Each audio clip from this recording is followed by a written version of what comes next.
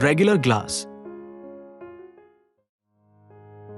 Regular glass is the most commonly used clear glass made from silica, soda ash, and limestone, giving it a naturally transparent appearance with a slight green tint.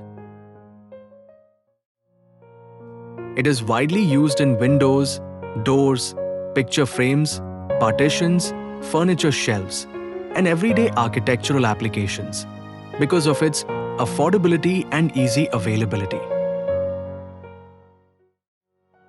We can identify regular glass by observing the edges, which show a greenish shade due to natural iron content, and by its clear but not ultra-bright clarity.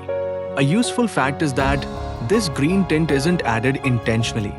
It comes naturally from the raw materials used in the manufacturing process.